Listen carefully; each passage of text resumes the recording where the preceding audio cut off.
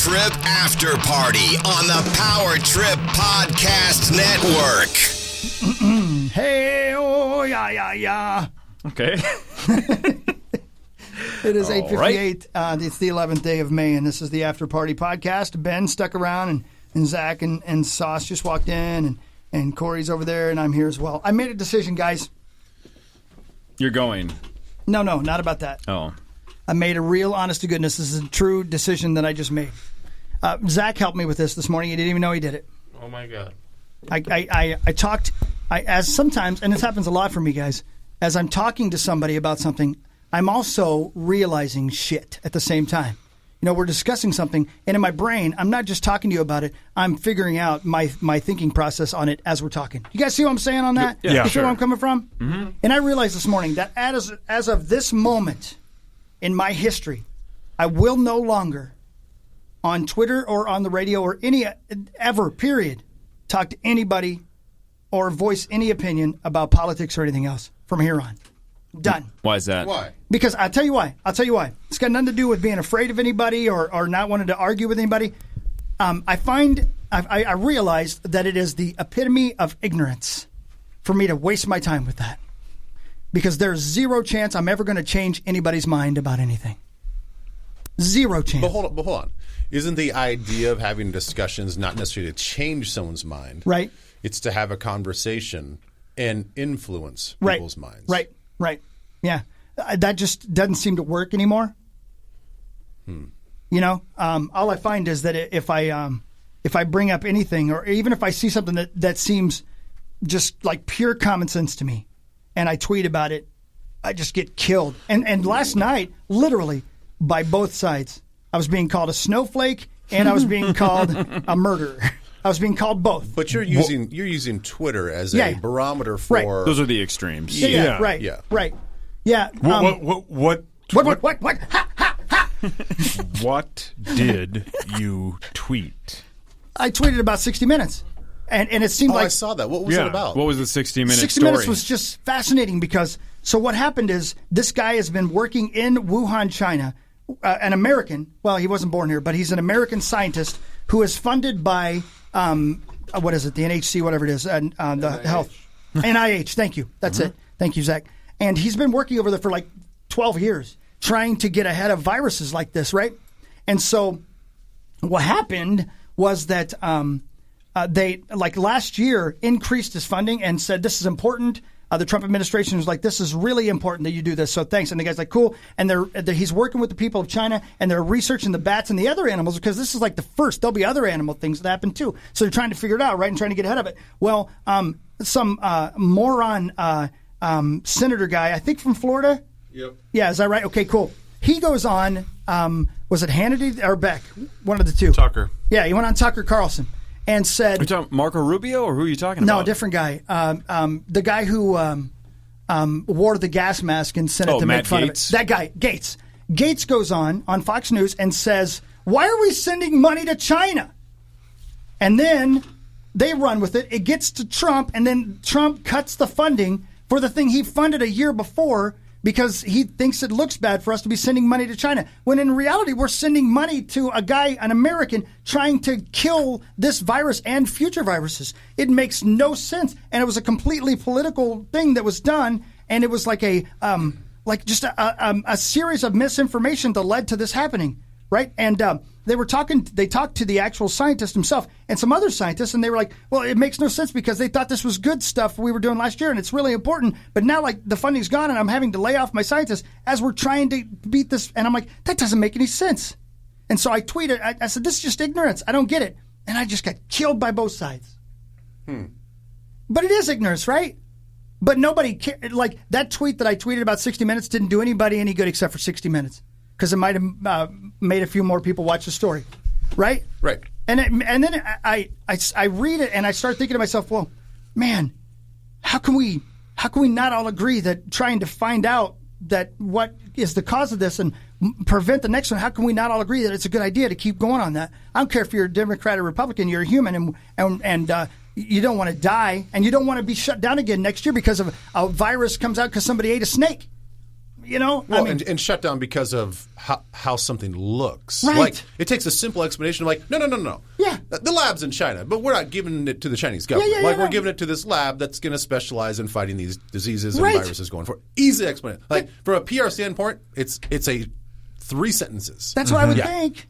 Yeah. That's what I would think, and it caused me undue stress in my life to see the reaction, and I don't need that. And I understand that I'm not a reporter, and that I should stay in my lane. But above all else, I don't understand people, and I know I can't convince anybody of anything, even if I'm not trying to convince anybody of anything, other than the fact that you were just pointing out like, holy cow, this is just an how could this unbelievable be? story. Yeah. I swear to God on my life, if it had been the Barack Obama administration that had stopped funding for this during this epidemic, I would have said, why in the sweet hell would you do that? It literally has nothing to do with politics. It has to do with common sense. Yeah. We want this to end. I want everybody to go to work, and I want everybody to live. That's all. Politics are tough. There's a good chunk of my family's on the opposite side Right. of the spectrum as Right. me. And about once a year, I fall into the poke the bear trap, where I take the bait and then we get into this argument. I'm like, I love these people no matter what. I don't want to argue with you fuckers. Right. You guys, Yeah. I'm going to spend the rest of my life canceling out your vote. You're going to spend the rest of your life canceling out my vote, and we'll move on. Yeah, right. That's why I have to vote. Otherwise, my family's going to get an extra one. Yeah. I got to cancel one of my family members out. That's fine. The only thing that I'll say, well, 2 things that I'll say this about your situation. Yeah, please. I think it is a lesson that it's hard to have conversations or even arguments on social media. Yeah. Especially on Twitter, because there's 180 characters? No, what is it? What is 142. How many? 280. 280. Yeah, they doubled it. Oh, they back did double in it, the- didn't they? back in the 280 day. characters is hard to have a conversation, Yeah, right? right. And things get lost in translation and whatever, right? So rule number 1, if you don't want to dive into the cesspool of that world, then probably don't do that in the future. Yeah, right. Because you're not going to win. There's no winning. There's no winning, right? Unless you are on the extreme right and left, then you'll get a lot of likes from that particular group. And if that's what if you're going after backslaps, then fine. Make yourself feel better. Right. Put out something sort of extreme and whatever. The other thing I was going to say about that is, what I don't like about politics is, why do you have to fit into a box? Why can't any candidate be like, I'm a Democrat, but I also think that we need to do these other things that maybe are quote unquote Republican ideals. Like, why does a candidate have to be on one side or the other? Like, why can't we have somebody that leads us, that looks at something with common sense and goes, yeah, that doesn't make sense. You know what? It goes against kind of maybe what our party thinks, but this is common sense, people. Yeah. We're going to figure this out, and I'm going to make X decision based on the variables that we have, and I don't care if it's right leaning, left leaning. It's just the right thing to do. Like, Right. where's the right thing to do gone in all this? I wish I knew. But Dude, you you're so can't. But right. you can't be a candidate. You can't be a leader unless you say, "Boy, I know that the obvious answer looks like that, but got to go with what our party says." One of the problems with that is, as I assume, is if you got to where you are, you have aligned with the party that you were with most of the time, which means if you're flipping now, if you're like, well, that's not common sense, so we're going to flip it, you're probably burning financial bridges, right? There's probably people that helped you get there that you're now going against. So that's the problem. Because otherwise, I think you're totally right. Right? Yeah. And hopefully at some point we get back to that. So you're basically saying the system prevents you from doing I think that, so. unless you want to burn bridges, unless you don't give a flying fuck about like, oh, okay, well, I know that you guys, the Koch brothers, gave me a lot of money to run for this deal, and I'm gonna make a decision that's gonna be anti-Koch interests. That's why somebody with a shitload of money theoretically should be good, because you should be unchanged by financial Untouchable. gain. Yeah. Right. You should be like, again, take politics out of it. I hate that you have to say the disclaimer, but I know you guys get what I'm saying. That's why a guy like Bloomberg, who just came out of nowhere and like, I'm going to buy my way into this, like, it didn't work. But a guy like that can't be swayed by money, that should be an ideal person, because you'd be like, this person's successful and you can't bribe him or her. Didn't work with that guy, but like in general, that should be the kind of person that would be perfect to just say, I'm not going to be, captive to anybody. I'm not going to be a prisoner to any different group or lobbyist. I can just do whatever I think is best for the country. And have the country's interest first, not my interest first. Right. Just haven't seen that yet. Why? And I know this is a lot easier said than done. Yeah. And I know Bill and Melinda Gates are doing amazing work with the money that they have. But let's just take them for example. Like that sort of like the upper echelon of billionaires in this country. And let's just say in a vacuum they don't have true any political affiliations other than they just want to find the best candidate. I know that the independent party never works, right? Yeah. You're never going to get an independent to run against the right or left on the ticket and win. But why couldn't that conversation happen with groups like that? Say, okay, with my $100 million this year, me along with my 5 billionaire friends are going to create this, $500,000 or $500 million fund where we're going to create an independent party. Right. And we don't care if you're right or left. These are just like ideals that we like. Right. Common sense is going to prevail, and we're going to buoy that person up to challenge the red and the blue. Right. And when it comes to TV ads and all this other stuff, like why could if they want to create a legacy, I think in this country, creating a substantial and real third party that's independently voiced could reverberate for generations. God, I would love that. I'm surprised a guy like Warren Buffett hasn't done something like that, because Warren seems to be like Elon Musk right now is getting sick and tired of what's going on. I He's bet talking about he moving his runs. stuff out of California because he's so I bet he disenchanted with runs. political crap. But you're right. I mean, because that is the thing that has destroyed the two-party system. And it's why that we need a 4-party system at the very least. I mean, I again, you're so right, dude, because there's a lot of the financial stuff with the Republicans that I'm there with them. But there's a lot of the religion stuff I can't get behind, right? And then you got on the other side, there's a lot of the human rights things with the left that I agree with, and a lot of the government out of control aspects that I don't agree with. Right. I have no party. Right. And I try to communicate that I just, this is dumb, this doesn't make sense. And I'm categorized, and I don't want to be. But isn't that how a lot of people? Yeah. It seems like everybody I've talked to, and I'm using the word everybody, but I would say 90% of my friends that I talk to, they may have to be. They have to choose the bubble. You're a Democrat or Republican, right? But most everybody are moderate and in the middle. Right. So where's our representation? It's a great point. I would love that. God, I would love that, man. I would love that. Here's something I find fascinating, man. And this comes from Alec Baldwin interviewed the lead singer of REM. Help me out. Michael Stipe. Now, admittedly, Michael Stipe loves his own opinion. We all do. But he is, to the point in his life and his career, he realizes he's a musical genius and he's rich, and he doesn't mind telling you, I like my own opinion. Sure. He knows he's pretty smart. But this was fucking great, man. Alec Baldwin's podcast. And Michael Stipe basically said, I'm paraphrasing, forgive me, basically said, why in the sweet fuck do you do the Donald Trump impersonation? And Alex, like, not used to being confronted on his own podcast. Yeah. He's like, what do you mean? He goes, you're just basically putting more Trump out there, and you think you're making fun of him, but all you're doing is reinforcing to everybody that Trump's the president of the United States, and he deserves to be. And you should have heard Alec, and it was a fascinating thing, man. And I started thinking about it, and so I because I get obsessed with shit, I started doing a little research. You know who's benefiting as much as anybody from Trump's presidency?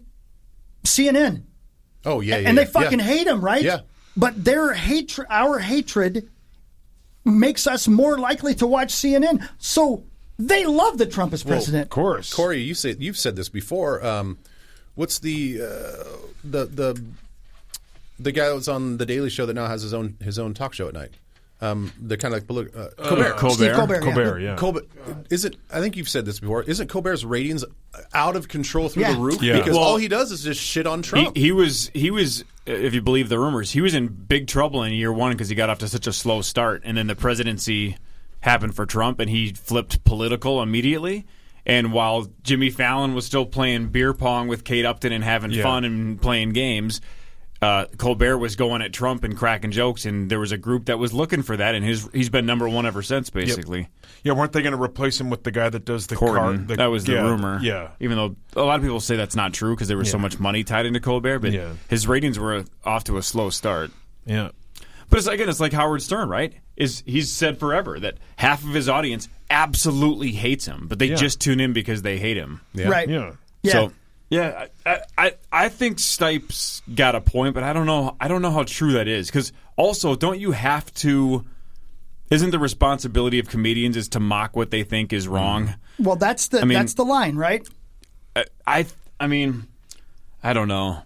I think if you ran everything through that lens, then you would have a very gray society. Because people would be afraid to even mock something because, like, well, then I'm just bringing attention to something. Yep. I don't want to do this because even though my intention is not this, then when you start to overthink things and then we start to get into this mono thought, that's not what fucking life is about. Right. Like, that's not what the United States culture is about. People having various opinions, and we all are supposed to get along and you know, we're not one of these communist countries that have a singular thought process. Right. Like, we are a democracy in every sense of the word, and we should have free thought and free speech. You start running through things like that through the lens all the time, and it just becomes the same fucking voice and the same thing. Like, I get what he's saying, but you can't censor stuff like that all the time. But I think SNL's. I don't even think it was strategy. I just think what organically happened is they realized that they were mocking him because he's so not normal. Even if you love him, he clearly is not normal, right? So they were trying not to normalize him by showing as often as possible how ridiculous the things he was doing were. So, and I go back to like Richard Dawkins, Ricky Gervais, a lot of the big atheists on Twitter have mentioned in the past too that like pussyfooting around religion isn't going to get changed. Like they've actively, especially Richard Dawkins, says ridicule is the only way to show how flawed religion is. Like to your point, or Michael Stipe's point, I'm sure when religious people see ridicule on Twitter or hear ridicule about nitpicking religions, they probably dig in even more, right? Like, how dare you? But he's basically saying to create change, this is my phone's going off, to create change, you have to point out something that you think is flawed. You just can't pretend it doesn't exist. You have to bring it to the surface and say, this is fucked up. So I think that's what comedians try to do all the time is if you don't mention it, it's almost like it's just a normal everyday thing, so we're just going to leave it alone. I think you have to do it. And SNL historically has always done it, not just with Trump. I saw this stat like a week ago, and it's true. Guess what the number one joke in the history of Jay Leno's career was? What? No. Oh. In terms of topics. What was it? Bush. Obama?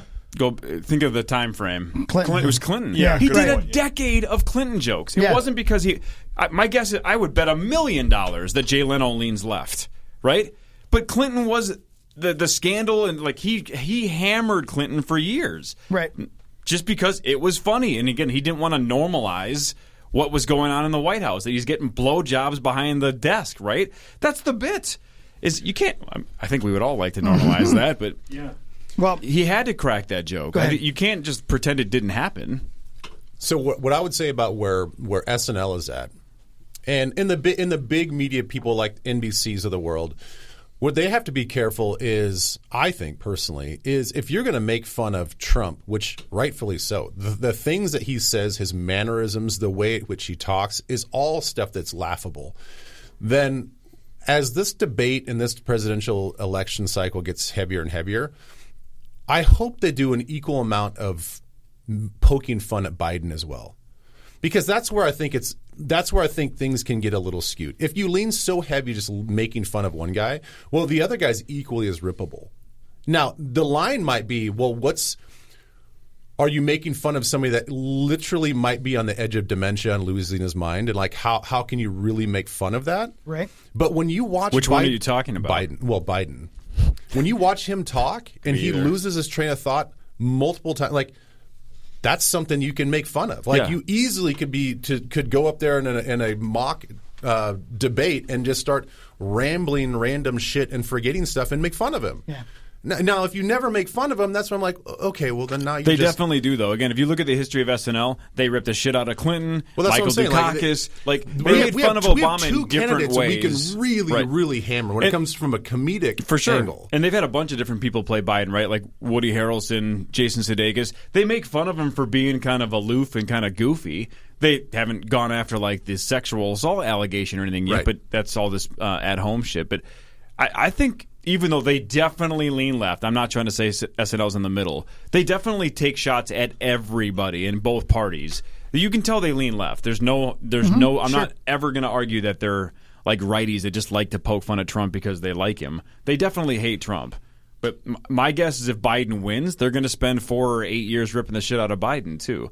Probably in a less angry way than they have the last 3.5 years, but he'll be the number one target for 8 years. But definitely more in a, possibly fun-loving way. Either way, you're giving, Clinton. like Michael Stipe, either way, you're giving them the attention, whether it's – it doesn't matter how they're skewing the comedy, but they're giving him attention. And again, back to what I was saying. So I'm reading this book called Hitmakers right now, and I started reading it because it was specifically about music and what makes music a hit. But then it goes into all different things, although television, movies, books, history, art, and politics as well.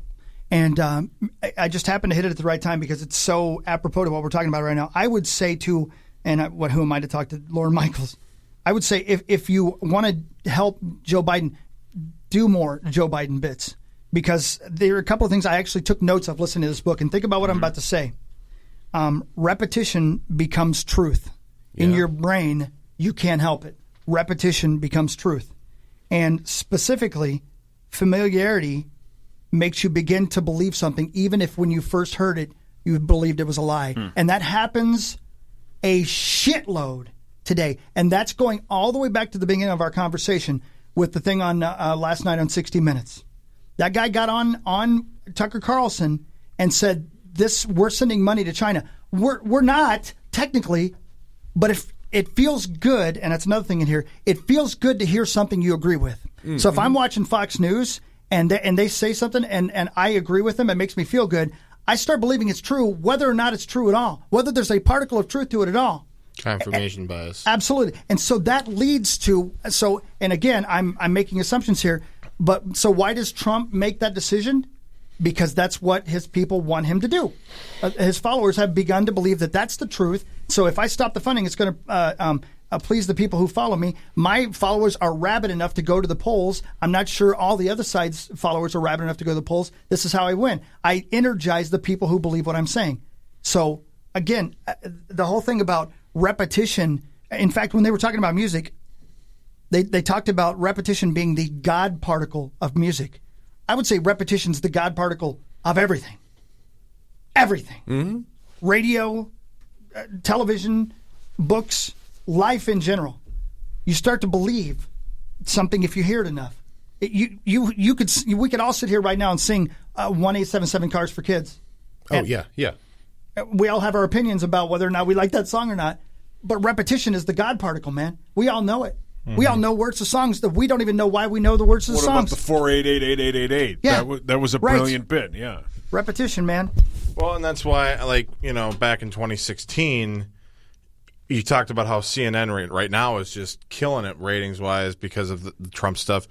I mean, all the media, Joe Scarborough and Morning Joe, they had Trump on weekly. Yeah. They had, he was a constant. Jeff Zucker, the main guy at CNN, basically told him, all the hosts, to push this Trump because he was drawing eyeballs. And then, you get enough eyeballs on Trump, next thing you know, he's making his way through the primaries, and he got the nomination somehow, and now he's fucking president. Yeah. So. I mean, it's a great point. Repetition. You see the guy on TV all the time, and you see him. Even when they're attacking him, you go, "Is he really this bad?" Because there's people that are like, well, maybe the media is against him, and of course he pushed the fake news angle. He riled people up, and they're more likely, as you said. Just as people were more likely to go out and vote for Obama over Romney or McCain because they're voting for something.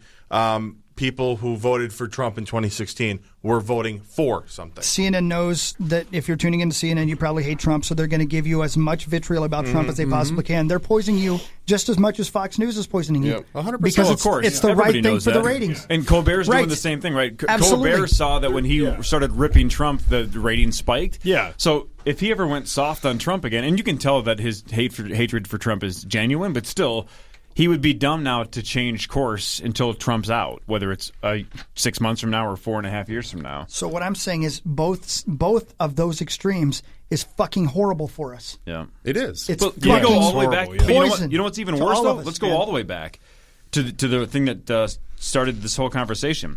I think the genie in the bottle that's never going to be back in the bottle is it's like between social media and just the way that all of us are acting now. It's almost impossible to hear a story about a scientist in China getting defunded or they were researching this without doubting its validity. Right? Like the fake news thing has fucked us for years because now no one believes anything they read until, to your point that we've just talked about for 20 minutes, until you hear what you already believe. Then you're like, that's what I thought. Right. So you're waiting to have your opinion confirmed. So if it's something that doesn't fit your party or your person, you're just going to throw the fake news sign up in the air and you're just going to pretend that it's bullshit and hope that it's a bogus internet story. Because you shouldn't be controversial if 60 Minutes does a fucking report on something and says, here's exactly what happened. These are facts. This was cut. This was happened. Or like, if you have evidence and a timeline, it shouldn't be political. It should be that's what happened. But everybody just goes, fuck that, fake news. You're misleading because of the source, right? If CNN reported it, I don't believe it. If Fox News reported it, I don't believe it. 60 Minutes should be pretty goddamn reliable. I would think so. But just what you just said there, man, think of the words you just said. 10 years ago, the words fake news did not exist. Yep. It's a brilliant move. The repetition of Trump saying fake news over and over again. Now it's a real thing. Yeah. Well, and here's the other part of it. And you even, excuse me, you even said this, Hockey, that until Trump basically came into office, I never looked at CNN as I thought CNN was truly balanced. Like it's what you watch in the airport just to get your news. Yeah, you know, right. I'm going to watch Robin Meade in the morning just because I just want my straight news. I don't want opinions. I just kind of want. But now, because of this repetition and this fake news, and he and Trump himself blasts CNN all the time, and what Don Lemon is doing, where he's capitalizing on this hate for Trump as well. Yeah, they are like it's kind of worked to open people's eyes that all right, if you want conservative views, it's Fox News. If you want left-handed news, you go to CNN. That's it. And has it always been like that, or is it like they leaned left, but they were far, like Jake Tapper, who still is fairly down the middle, but he's even kind of bought it. You can tell CNN is buying into this. Oh yeah, you know, and inching toward the left, and they're doing it for multiple reasons. One, we talked about Trump ratings; they have to because MSNBC they bought it years ago. And this, obviously with Rachel. Hold on one second, dude. Oh, That's Oh, really loud. sorry. Yeah, it's Sorry. okay. Yeah, Yeah. right. But- sorry, I completely forgot about Go that. ahead. It is something that fake news is the term of it is newer, but it used to be the liberal media, right? And the basically painting a wide brush across the media. Some of that has been deserved. Like we're just today, Meet the Press. Why just completely misquoted Bill Barr yesterday, and they actually issued an apology about an hour ago. Yeah. Completely blew it. NBC News about 2 weeks ago published what I could only describe as a Chinese propaganda piece from the party, the Communist Party. I mean, it was the amount of media outlets when they were talking about how China just all of a sudden had no new deaths and no new cases of COVID-19 was absurd, and how they were reporting that as fact. They are certainly worthy of condemn, or at least of someone. What's the word? Well, condemnation's fine. Condemnation, it's criticism. fine. There we go. Criticism, They're worthy of criticism. But the problem is, as Corey mentioned, people have decided that if they F up here, then nobody from NBC News can be trusted. Nobody from Fox and CNN. Fox has some. Brett Baer is this 5 o'clock deal. They've got some great reporters. Fox, Shepard Smith, who's not there anymore, he was a great reporter. They had some really good news people there. Of course, it's overshadowed by Tucker and Laura and all those people. CNN has some great reporters. I mentioned Jake Tapper, but then they're the only people that are that care about any of these news channels now are the ones who are watching Don Lemon, who are watching Maddow, who are watching these to get fired up, to get angry at the TV, to go on Twitter, to hashtag whoever the fuck, cancel whoever, and that's unfortunately what sells ratings. So as much as we want to blame the media for going off on this opinion and crazy building up hatred for everybody else, it's us who's actually turning on that channel, and it's our fault for causing that. Well, going back to what Corey was saying, this all leads to, I don't know about you guys, but I don't trust any of them. I know. And that's the problem. Whether it's coronavirus, whether it's political news, whatever it is, I don't know who to trust. Mm-hmm. I don't know who to believe. I feel like everybody's got an angle. And maybe that's like a fucked up conspiracy theorist thing that's like making me crazy now, but I'll read a report. I'm like, but okay, but what angle is that? Like, what are they trying to get? Who can you actually believe it's going to be basically factual? Like, give me the facts. I've heard, believe it or not, Al Jazeera is actually decent at it, and so is BBC America. No, I've heard the same thing. It sounds ridiculous. I know it sounds that, ridiculous, but I know. and you bring that up, and people are like, you're crazy, right? Like, you would never read anything from Al Jazeera and think that it's fair and balanced and whatever. But that's what I keep hearing. Same with BBC America. I know a lot of people that just wake up to BBC America versus any other American news outlet because they actually trust them. But the problem is what we're talking about is that middle ground doesn't have ratings, right? So we can all sit here and ideologically say, like, I'd really like fair and balanced and right in the middle news. Just give me the facts and then I'll process it. But the ratings would be shit and the station would get shut down, right? So we all want it, but you don't want to watch it. Which is exactly what Zach is saying. Right, that's the problem. That's the machine that we're in. But then to your point about not being able to trust anybody, that's why everybody feels lost, because if you can't trust anybody, it's like, who the fuck can I trust? Where is this country going? What are we doing? And you just everybody just throws their hands up going, I don't know what's going on anymore. I guess, take a seat on the bus and see what happens. The thing with this whole coronavirus quarantine that we're in, everybody – now, again, this is going to sound political, but it's not. I think it just supports the idea that you don't know who to trust. Fauci and all the experts back in February were saying this is not a big deal. So in that given moment – you're supposed to believe the highest-ranking medical official that we have in the United States is saying, like, not a big deal. Live your lives. Like, everything that we know about this virus, it's like the flu, blah, blah, blah, blah, blah. And we're finding out now that he's reversed course, then all these other medical experts, and then depending on what news station they're on, they're gonna say something completely different. So therein lies the whole, who the fuck do you trust?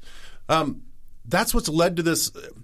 We don't I don't think we have any leadership, and I would be better off if they would have said, you know what, we call it this novel coronavirus because it's new. We don't know. So we're gonna take some precautions and we're gonna figure this out because we don't know. It's better off for me to hear them say, we don't know, but we're gonna work our asses off to figure it out, versus I'm the expert, I know exactly what's going on, this is what we should do. Oh, 3 weeks later, no, we should do this. Oh, 3 weeks later, we should do this. Like, they're just flying by the seat of their pants when they should have just said, you know what? We don't know. We're going to figure this out. We're going to get all the information that we can, and we're going to make some appropriate decisions. But until then, let's just chill out. Maybe we have to lock down a little bit. But honesty, we don't have any fucking honesty anymore. Yeah, there's something to that. And I will say, though, in regards to what you're saying, I do want my government officials from whatever party to be willing to say, fuck, we messed up. That wasn't true. I was wrong. I want them to be able to say the words, I was wrong. Right. So however they started the whole thing, I'm with you. But I'm glad that they are able and willing to adjust on the fly if they were fucking wrong and say I was wrong. Because as you said, yeah, right. Just admit it. Yeah, just be we in politics I talk about transparency He'll all the time. never do it though. No. Ever. But that's what leads to people now second guessing everything. Yeah, right. Versus if you would just say on the front end, you know what? Maybe you don't say we're wrong. Just say, like, we're not sure yet. We call this the novel coronavirus because it's new. Yeah. Now, this is what we know about the coronavirus family, but this one's a little bit different. So Until then, we're gonna have some social distancing things going on. There needs to be some clarity and some honesty. You don't have to say like, "Oh, we're a bunch of fucking rambling idiots that have no idea what's going on. Like we're just gonna like make some shit up." Just be honest with us. There's no honesty anymore. Yeah. No, I know, and I don't know how to change it. I don't even know if you can. I really don't. I don't know if you change it anymore because you're right. I mean, at this point, your truth is based on whatever you hear from the side that you agree with. You know, I mean, honestly, and I know this is an extreme case, but you'll get my point of what I'm saying. If Fox News had run the exact report that 60 Minutes ran last night, the other half would have agreed 100%. Yeah. And the other half would have disagreed 100%. So there's no middle ground. The reason why you should probably give up politics on Twitter in general, and shocking, I'm not a Trump guy. Have I made that clear? But here's the more proof that there's just no point in doing it. Yesterday, he tweeted out about 100 tweets, but one of the 100 was Happy Mother's Day in all caps, right? Yeah. Go down that rabbit hole. I love thousands of responses, just a shit fight, right? I love when Fuck he tweets. you. It's the best. You just look at all the comments. Yeah, because he could literally tweet, "Today seems like a good day," and people will shit on him, and people will back him.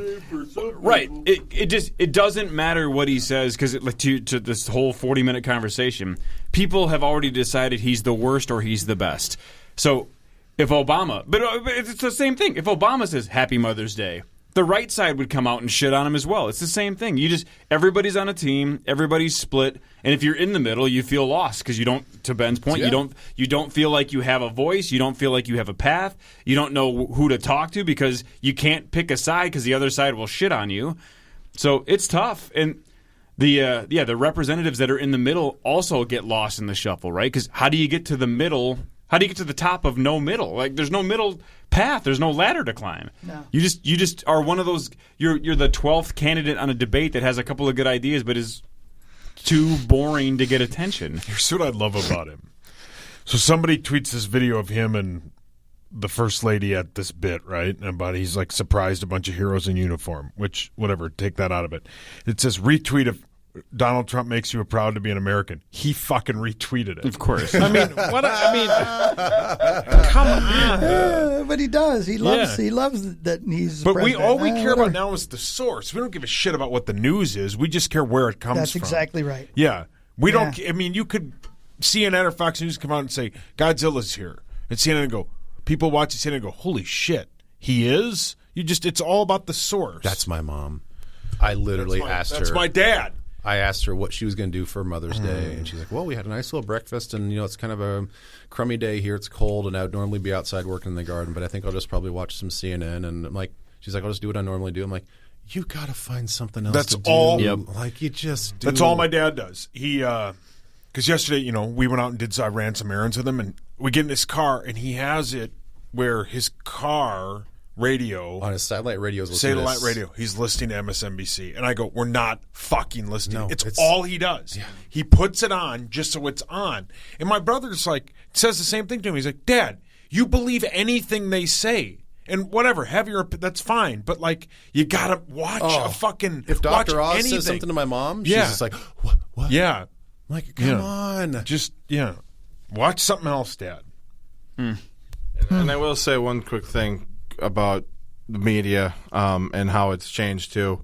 The source, at least in the beginning, where I learned the most about how serious this virus was and how it actually could be world changing, was Dr. Michael Osterholm on the Joe Rogan Experience. Yeah, and it says something. I don't want to tear down Joe Rogan. He's a respected podcaster, but it's really weird when that was the first time I heard that this is actually really fucking terrible and could be absolutely world changing. And here we are, 2 months later, and we haven't had sports or anything else. And it took that for me to hear that, not on a CNN, Fox, whatever. And that's part of the problem with the media too is it's really hard to fit all that in a 5-minute segment before going to break, and go move on to the other thing. That's what's awesome about podcasts and everything like this. I mean, Jesus Christ, even this one, we've been going 40 minutes uninterrupted.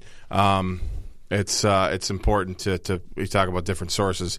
That's another source you should consider. So, yeah. Who knows, man? We're all fucked. Who knows? We are fucked. Eat shit. Yeah, fuck it.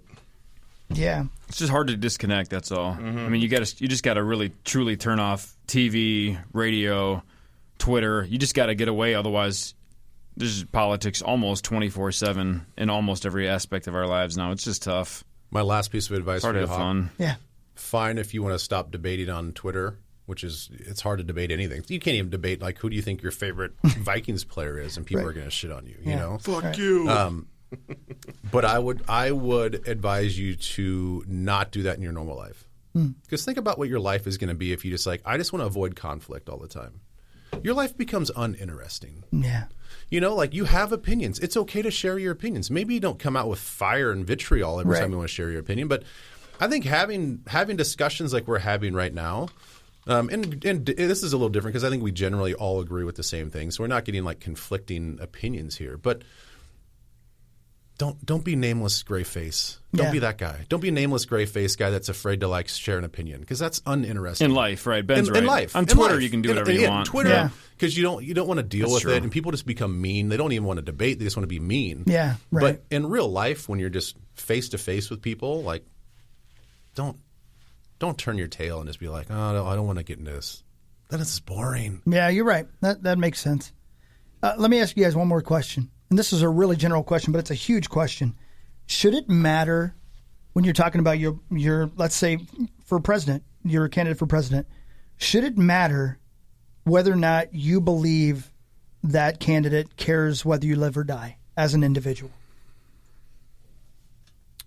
I think that's really tough. I think that's a tough question to ask because if I were to put myself being responsible for 330 million people, it's almost impossible to care about everyone individually. Yeah, it's not even your human abilities to have that much empathy for that many people. If you're a leader of any major corporation, and now we're talking life and death here, so you're in charge of anything where you've got 330 million people like the president does. You're going to make decisions every day that's going to have life or death implications. You could write a farm bill and sign up on a farm bill. It's maybe not immediate death for some people, but some people might be gravely affected, right? You could sign a transportation bill, same thing. So when it comes to something like this, you unfortunately have to look at the greater good. And the greater good sometimes leaves people behind. Understood completely, but that's not really my question. My apologies. Should he care? Yeah, there should be some empathy. I think that's what everybody wants to see. Right. Is and same thing with any governor or mayor getting up on a podium and saying this breaks my heart to say this because I know this is going to affect people's lives and there's going to be people are going to be dying. But I am in a position as an elected official to make tough decisions. So damn it, if I have to lose sleep over this, I'm going to lose sleep over this. Right. And I'm going to be compassionate and empathetic. And maybe we put some things in place where the decision I make has a little bit of a safety net to it. But you got to fucking grow some balls and make decisions, man. You just do. And you can do it with empathy and compassion, but you got to make decisions. You have to make the order to land on the beach at Normandy. Yeah. Yeah. You do. But you want the person who makes that order, to give a fuck about the people. Absolutely. I'd like it if he had a little bit of a tear in his eye and be like, you know what? I know this is maybe this is a little unbecoming of a true leader, but Marty Schottenheimer was one of my favorite coaches, and the dude cried all the time. Yeah, right. He talked about somebody losing a mom in a meeting, and he starts crying. He talks about losing a game, and he's like, I love this game so much, I don't want to lose, and he starts crying. You like that. Yeah. Makes you human. Yeah. Corey, anybody? Yeah. Well, I mean, I don't want to just reiterate what Ben said, but that's the answer. It's like when people in debates will be like, we have to end gun violence or end school shootings. It's like, well, no, the real answer is minimizing it, right? Because you can never eliminate it. So with the coronavirus, too, when people are like, well, what is it, 80,000 now? 80,000 people have died. Well, it's like no one expects Trump to get that number to zero, right? Yeah. It's just about minimizing it. It's even, Governor Walz, everybody praised him for doing a good job. And I still think in the whole he's doing well, but the numbers are getting worse, obviously, in Minnesota, right? It's definitely taken a turn for the worse. That doesn't mean he didn't do a good job. Maybe he did minimize how bad it would have been here, right? Maybe we could have done better, but we'll never know that. Right, exactly. That's the thing with these numbers. It's just going to be hard to track whether or not we ever truly minimize the impact. Because otherwise, the only way to ever almost eliminate it is everybody stays the fuck home and literally doesn't leave their house for 3 weeks until the virus just dies out. We can't do that, right? The whole country would fall apart if none of us left our house for 3 weeks. And I mean, didn't leave the house for 3 weeks. No Target runs. Well, yeah, right? like the whole martial law thing that just supposedly shut it happened down in China, where they're just patrolling the streets with guns. That just can't happen. I think dude, empathy's the word, man. And if you don't know what that means, look it up, please, because that's what we're lacking, man. I understand. I completely understand that you want to get back to work. I'm so sorry for everybody who doesn't have a job right now. It's the worst, and I want to open everything up too. But as we're opening everything up, realize that somebody's grandpa's going to die, and have empathy for that. You know what I mean? Yeah. That it's going to continue to spread. It's the right thing for the country to open everything up, but don't wear a bazooka into Subway. Yeah, do you see that picture? Yeah, you know what I mean? Yeah. Have empathy for each other. We're all You struggling, can't man. change those type of people. Like that guy that's wearing a bazooka on his back because I fucking can. Yeah. Because it's my goddamn right to do it. You're not changing that guy. Yeah. Like that's where he's not obviously a 1%er when it comes to financial, but he's the 1%er of this country that you're not changing that. Right. Like that guy is who he is. It doesn't matter. Yeah. Care about the 99%. I would say when it comes to empathy, to answer your question, obviously, I piggyback off of Ben's point. The president, yes, whoever should care about the people.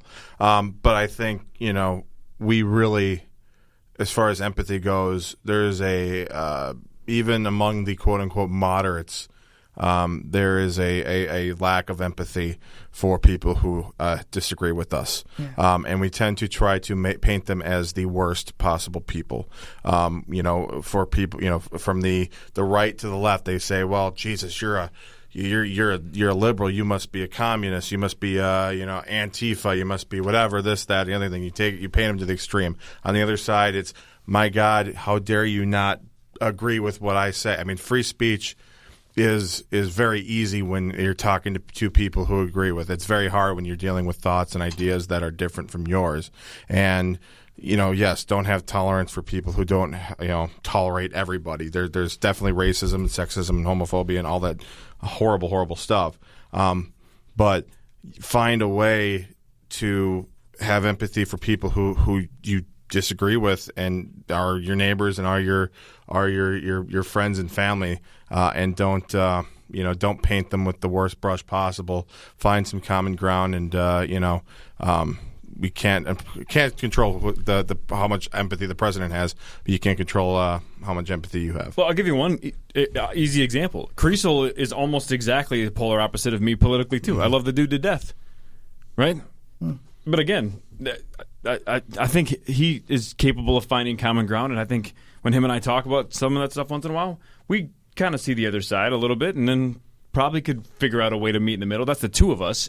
But if we got our whole groups together, I'm sure it would be a fucking bloodbath, right? Oh, yeah. But on an individual level, again, I just mentioned most of my family's on the other side of the aisle than me. It's fine. Me too. It's not the end of the world. And they're polar opposites with religion, too. I'm like essentially the lone atheist in my family. Outside of maybe my dad. I don't know what my dad You're is. an atheist? Yeah. Do you know that? No. Have I mentioned that? I didn't know that. You're going to hell. No, not too worried about it.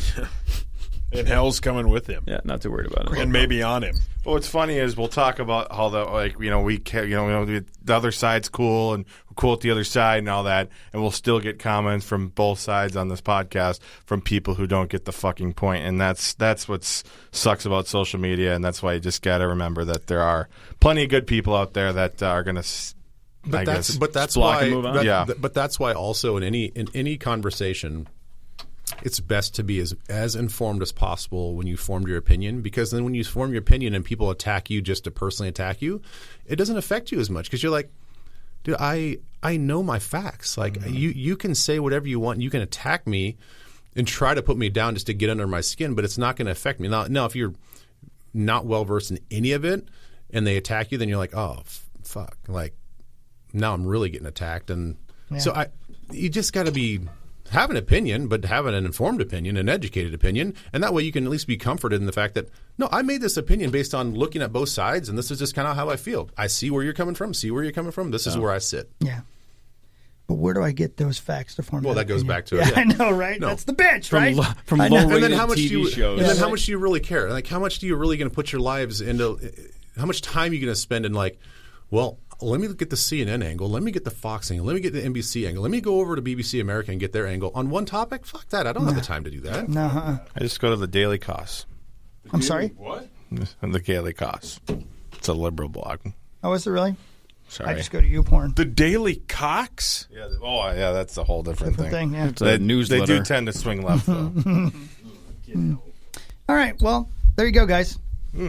So is that your politics purge, or are you done now? Is that it? Yeah. Is it over for you? It's done for me. I'm done. I'm not doing anymore. Can I ask you guys a quick question? This is I have a nothing to do hard with time politics. not doing it. I'm not going to lie to you, but and this I don't, isn't yeah. me asking, because I would tell you. Have any of you guys ever had a hemorrhoid?